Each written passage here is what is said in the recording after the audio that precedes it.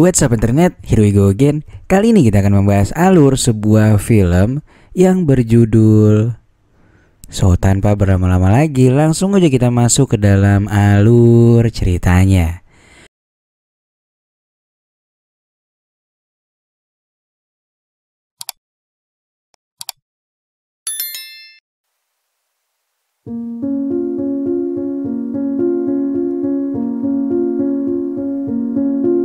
Film akan berfokus pada seorang gadis cantik bernama Teres.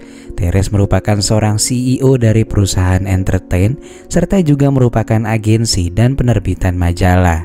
Teres memiliki sahabat yang bernama Medi yang ia pekerjakan pula di kantornya sebagai asisten pribadinya. Siang itu Medi curhat pada Teres bahwa ia tengah memiliki masalah dengan sang kekasih yang bernama Arthur. Medi mengeluhkan sang kekasih yang akhir-akhir ini jarang menyentuhnya, dan sekalinya push rank pria itu juga tak bersemangat seperti sebelum-sebelumnya. Medi pun mulai takut kalau dirinya sudah tak menarik lagi, atau yang terparah kekasihnya itu justru telah main serong dari dirinya. Teres pun bilang kalau sampai Arthur main serong maka Medi harus membiarkannya dan mencari pria yang lebih baik dari Arthur. Gak boleh tuh dia galau-galau soal Arthur. Intinya Arthur lah yang harus menyesal udah ninggalin Medi. Namun setelah mengucapkan hal itu, penglihatan Teres menjadi kabur, dan sesaat setelah itu gadis itu pun terjatuh pingsan. Malam harinya ketika sudah membaik, Teres berbicara pada Medi di mana ia ternyata menyimpan sebuah rahasia. Menurut dokter, dia memiliki penyakit langka yang katanya cukup sulit untuk disembuhkan. Dokter menerangkan bahwa obat untuk sakit yang diderita Teres belum ditemukan. Namun meski begitu, dokter tersebut akan berusaha untuk mengobati penyakit Teres walau perlahan dan membutuhkan waktu yang lama. Dalam keadaan terpuruk itu, Teres pun hanya bisa menangis meratapi nasibnya. Di satu sisi ia berhasil meraih kesuksesan di usia muda, namun hal itu harus berbarengan dengan penyakit serius yang dideritanya. Melihat kondisi sahabatnya yang tengah kesulitan, Medi pun berusaha menghiburnya. Ia terus menguatkannya dan membangun kepercayaan diri Teres kalau badai pasti berlalu. Ia juga memilih untuk menginap beberapa hari di apartemen Teres untuk bisa mengawasinya sepanjang hari. Lantas keesokan paginya sebagai asisten pribadi pada umumnya, Medi pun membacakan beberapa pekerjaan penting untuk Teres yang untungnya bisa mereka tunda sampai keadaan Teres mulai membaik. Lantas begitu malam tiba, untuk menghibur sahabatnya itu, mereka pun malah menonton film Pekop bersama-sama. Medi bilang setidaknya Teres bisa membuka hati untuk pria baru. Teres adalah wanita yang sempurna, namun ia selalu terjebak dengan masa lalunya. Dan faktanya Teres terakhir kali menjalin hubungan ketika masih berkuliah sekitar 7 tahun yang lalu. Sehingga sudah cukup lama apemnya tak merasakan dorongan dari sebuah batang karet. Mendengar nasihat dari Medi, Teres pun sedikit tergugah. Dan di sisa usianya kini, Teres mengatakan kalau ia ingin benar-benar menikmatinya. Ia pun sangat ingin berkencan, namun bukan untuk menjalin hubungan yang serius, melainkan hanya agar ia bisa kembali merasakan apemnya di push rank secara hardcore. Medi yang mendengar hal itu pun hanya tersenyum mensupport keinginan sahabat terbaiknya itu. Medi pun akhirnya merekomendasikan seorang pria bernama Luigi. Ia merupakan salah satu karyawan baru di kantornya. Menurut Medi, ia adalah pria yang baik serta cukup menarik. Lantas keesokan harinya dengan setelan yang nyegerin mata, Mbak Teres pun menghampiri Luigi di ruangan kerjanya. Mereka pun berbincang sejenak dan Mbak Teres ini langsung mengajaknya berpush rank.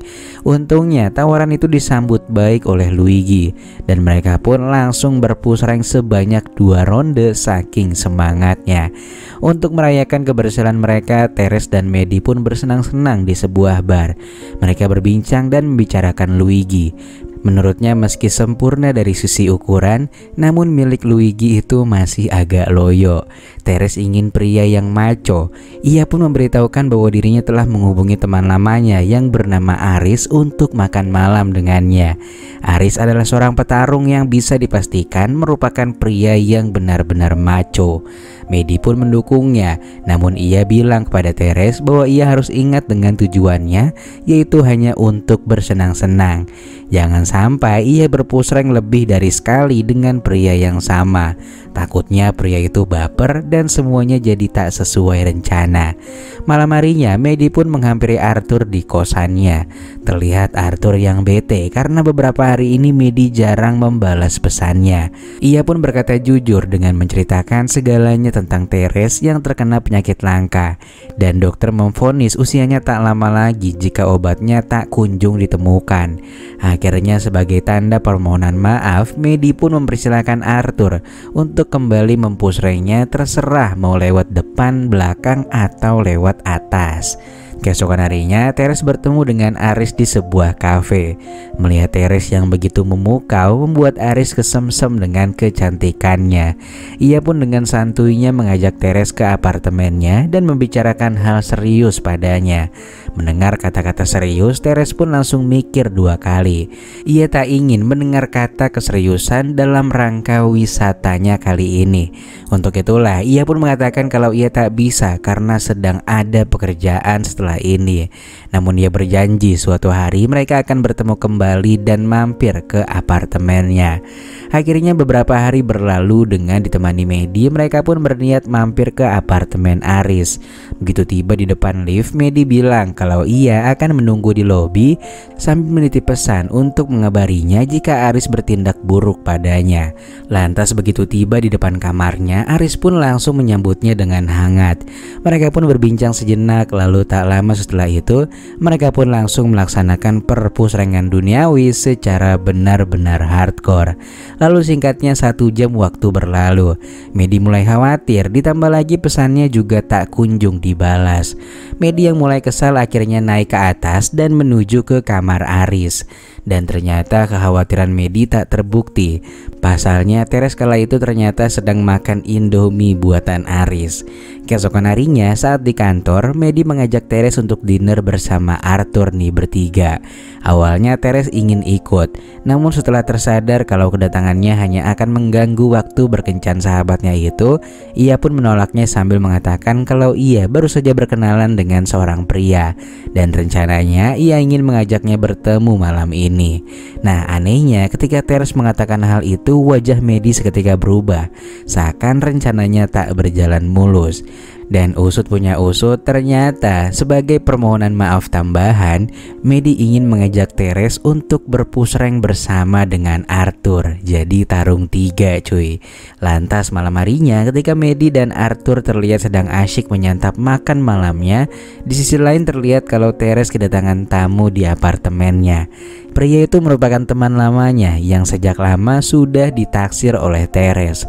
Pria bernama John itu pun menolak ketika Teres mengajaknya berpusreng dengan alasan ia sudah memiliki kekasih. Namun karena Teres terus-terusan usaha, pada akhirnya John pun tak kuat menahan serangan fajar dari Teres dan mereka pun melaksanakan perpusrengan duniawi. Gak lama setelah itu tiba-tiba Teres mengirimkan pesan pada Medi. Teres bilang kalau dia ingin bercerita dan memintanya untuk menemuinya saat ini juga. Akhirnya tanpa pikir panjang Medi pun izin pada Arthur agar ia dapat menemui Teres. Ia khawatir Teres kenapa-kenapa. Arthur yang mulai mengerti kalau Teres ini akan segera is dead langsung membiarkan Medi pergi menemui sahabatnya itu. Entah apa yang terjadi, namun pada saat itu Teres terlihat begitu sedih. Dan di saat itu Teres berkeluh kesah tentang dirinya yang sangat merindukan mantan kekasihnya.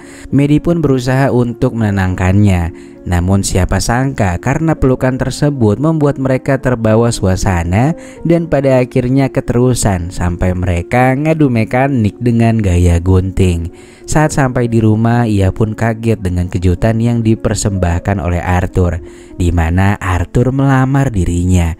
Medi pun dengan senang hati menerimanya, dan pertemuan itu pun ditutup dengan perpusrengan duniawi sebanyak 2 ronde.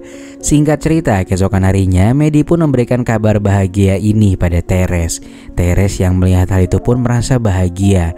Namun di sisi lain ia sangat takut jika harus kehilangan sahabatnya itu.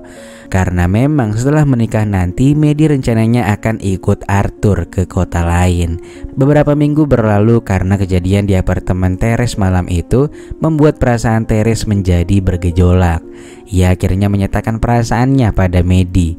Namun meski begitu ia justru tak ingin menyakiti perasaan Arthur dan meminta Medi untuk terus bersamanya. Di sisi lain, justru Medi yang kini mulai ragu dengan perasaannya pada Arthur yang mulai memudar seiring waktu berjalan. Keesokan harinya, Medi pun menemani Teres ke dokter. Dengan berat hati, dokter pun mengatakan kalau ia meminta maaf akan adanya kesalahan diagnosis terhadap Teres. Teres tak pernah terkena penyakit langka dan saat ini kondisinya baik-baik saja. Mendengar hal itu mereka pun benar-benar lega dan bahagia. Dan begitu malam tiba, Medi pun bertemu dengan Arthur. Karena kejadian hari ini ia pun meminta maaf dan mengembalikan cincin lamaran Arthur. Dengan penuh rasa bersalah, Medi mengatakan kalau ada orang lain di hatinya. Untungnya secara dewasa Arthur pun menerima keputusan Medi dan kemudian pergi dari sana. Dan beberapa hari berlalu, Teres dan Medi pun akhirnya meresmikan hubungan mereka di hadapan para karyawan kantor.